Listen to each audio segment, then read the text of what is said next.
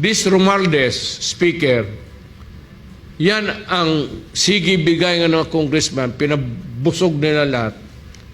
Pero sabi ko, mag-audit tayo. Because the Speaker is poised to be or to run for President. Tatay Digong, nagsalita na. Nako, ito magkaalaman na kung sino talaga ang totoong buhaya sa gobyerno. Hindi yung puro bintang lang ng bintang, pero walang maipakitang ebidensya. Totoo kaya na si Romualdez ay may gusto pala maging presidente?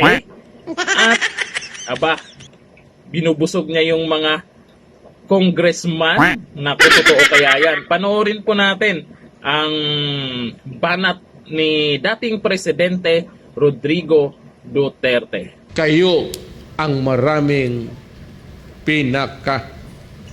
Alam mo, pag mag-liquidate ka, ano yung masking?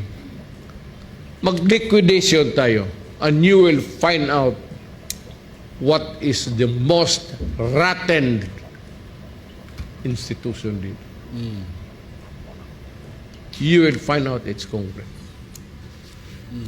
Walang limit ang ano nila dyan. Yung pork barrel, pati yan si Romualdez. He's wallowing in. Alam mo kasi, ayaw ko kung bakit, ano niya si Inday. Si Inday naman is perceived to be a good candidate.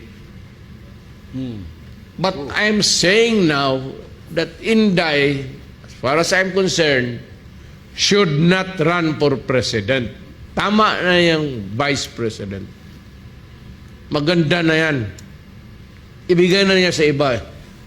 This Romualdez, Speaker, yan ang sige bigay ng mga congressman, pinabusog nila lahat. Pero sabi ko, mag-audit tayo.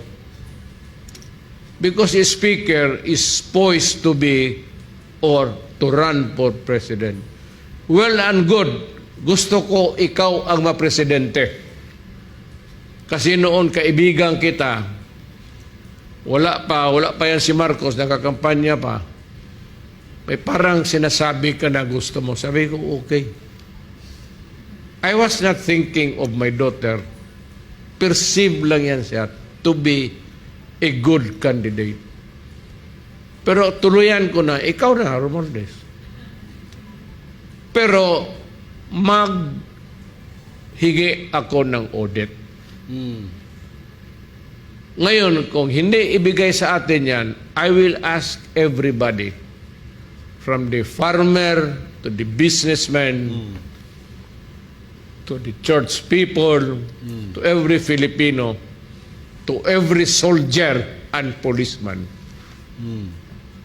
that we all demand that we open the liquidation. Lahat para malaman rin namin kung paano ninyo winaldas ang pera namin. Yung pera namin hindi man sa inyo. Just because you are the keeper of the na kayo ang mag-distribute, okay yan. Pero tignan ko yung how much have you spent so far. And I will demand the COA, because if the COA will not do it, then I am asking the Filipino, everybody, every soldier, every policeman, every farmer, to demand para malaman natin once and for all kung sino ang nagwawaldas ng pera sa Pilipinas. Yun, Mayor. Tama. Kasi masakit sa amin, ito ang masakit sa akin, itong mga ibang binabayarang vloggers, sasabing, Inday, patay gutom, magnanakaw. Sobra na yon. That's below the belt. And we know that you have been paid to do that. We will not take that sitting down. Kaya tama yung sinabi ng ating dating Pangulo, we need an audit of all the money that are being spent. Hindi lang confidential fund. Ikaw, Franz, kayo nga komunista dyan sa Congress. Yung mga left, how did you spend the money all this year? Do not make yourselves an exception. Ako, Presidente, open. You go back in time, buksan mo lahat. Mayor, ako, taga Davao, kilala mo ninyo ako. Gaganito makaganda ang Davao kung Right. niwaldas ko yung discretionary fund ko, intelligence fund. Gaganito kaya, you know the history of Davao. Nandiyan si Pastor. Kayo lahat, you're a living witness.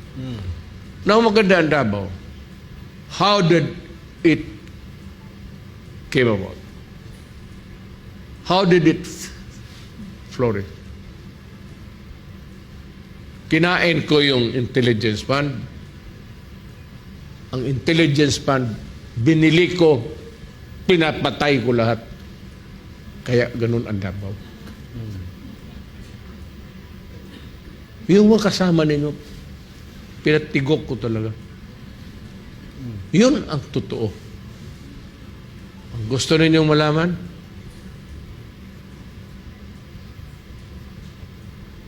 Pati Office of the President. How much are you spending? Kaibigan ba natin si Bongbong?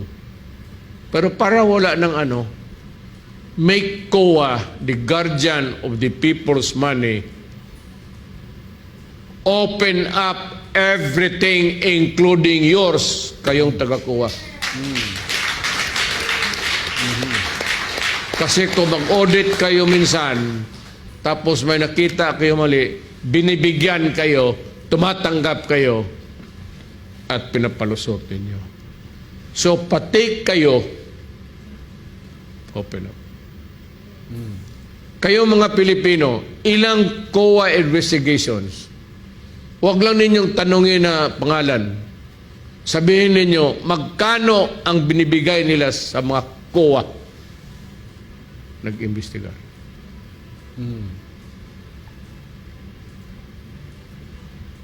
Totoo yan. Yung mga maiingay nitong nakaraan, ba't parang tahimik na? Makabayan Black. At lalo na po ito palang si Risa Hontiveros. Bakit parang tahimik ngayon? Ito ang dapat nating alamin kung talagang ginamit sa maayos o sa tama yung pera ng taong bayan. Nako, update tayo dyan kung may sagot po si Romualdez dyan. Baka naman tameme lang. Hanggang dito na lang. Thank you. Bye-bye.